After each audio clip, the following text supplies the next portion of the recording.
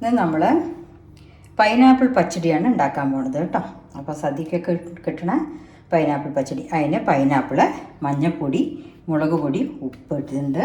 പിന്നെ അരയ്ക്കാനായിട്ട് നാളികേരം, കുറച്ച് ജീരകം, കടുക്, പിന്നെ കടുക് വറുത്ത് കൊട്ടാനും കൂടിയിട്ട് എടുത്തിരിക്കുന്നത് കേട്ടോ.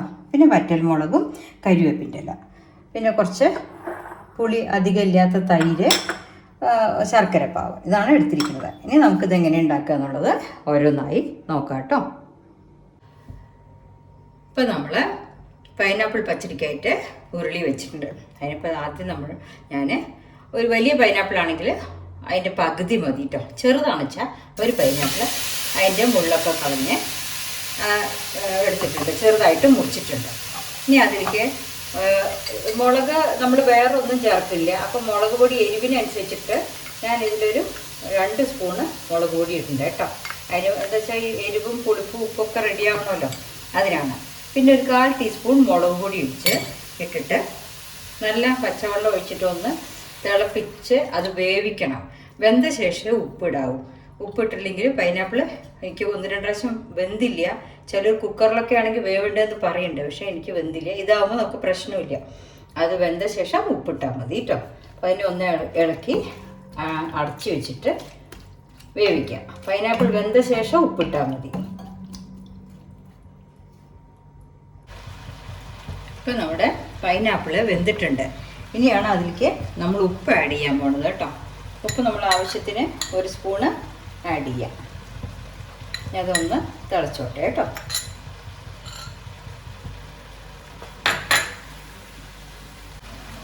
ഇപ്പോൾ പൈനാപ്പിളിലേക്ക് ഉപ്പിട്ടിട്ട് ഒന്ന് വെന്തിട്ട് ഇനി ഞാൻ ഒരു 2 സ്പൂണ് ശർക്കരപ്പാവ് ഒഴിക്കുന്നുണ്ട്. എന്നിട്ട് ആ പൈനാപ്പിൾ ശർക്കരപ്പാവിലൊന്ന് റെഡി ആവണം കേട്ടോ.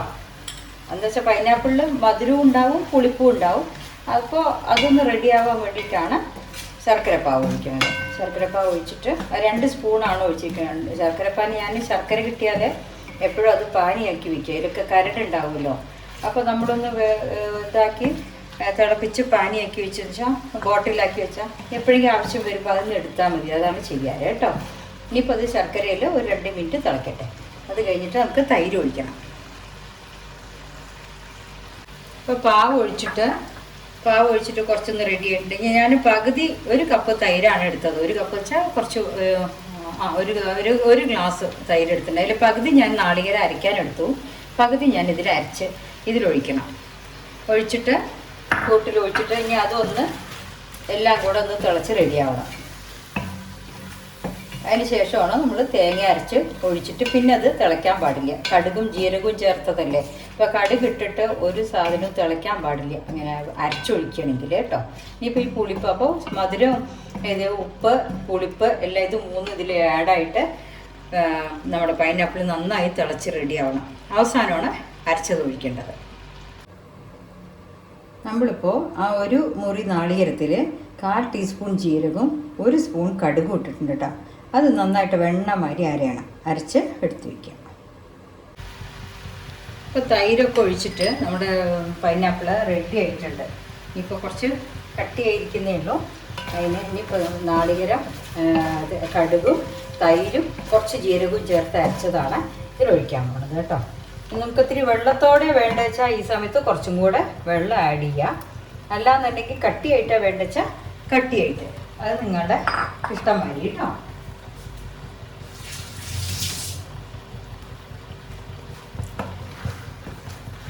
ഇപ്പോൾ കുറച്ച് കുറുകിയാണ് കിടക്കുന്നത്. നമ്മൾ കാശ്മീരി ചില്ലി പൗഡറാണ് ഇട്ടിരിക്കുന്നത്. അതുകൊണ്ട് കളറ് നല്ല ചുവപ്പായിട്ട് കിടക്കുന്നുണ്ട്. പൈനാപ്പിളിൽ ഉപ്പും മധുരം എല്ലാം പിടിച്ചിട്ടുണ്ട്, കറക്റ്റായിട്ടുണ്ട് കേട്ടോ. ഇനി ഇതൊന്നും തിളയ്ക്കാൻ പാടില്ല, ഒന്ന് പൊങ്ങാനേ പാടുള്ളൂ. പൊങ്ങിയാൽ അടുപ്പ് ഓഫ് ചെയ്യുക, വറുത്ത് കൂട്ടുക. ഈ പൈനാപ്പിൾ എന്തുകൊണ്ട് ആദ്യം ഉപ്പിടാൻ പാടില്ല പറഞ്ഞറിയോ? വെന്ത ശേഷം ഉപ്പിടുക.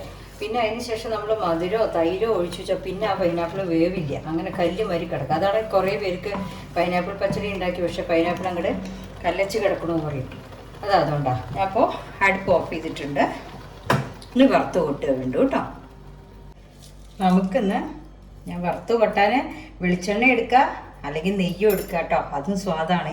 ഞാനിന്നിപ്പോൾ നെയ്യ് ഒഴിച്ചിട്ടാണ് വറുത്ത് കൊട്ടാൻ പോണത്. കുറച്ച് നെയ്യ് ഒഴിക്കിയതുണ്ട്, അതുകൊണ്ട് ഞാൻ നെയ്യ് ഒഴിച്ചിട്ട് വറുത്ത് കൊട്ടണം കേട്ടോ.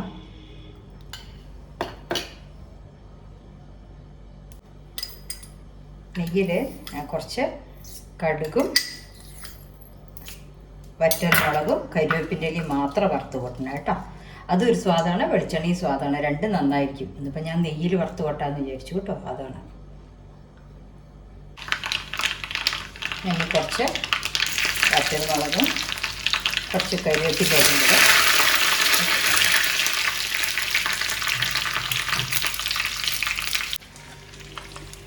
നമ്മൾ വറുത്ത് കൊട്ടിയിട്ടുണ്ട്. പൈനാപ്പിൾ പച്ചടി റെഡി ആയിട്ടുണ്ട് കേട്ടോ.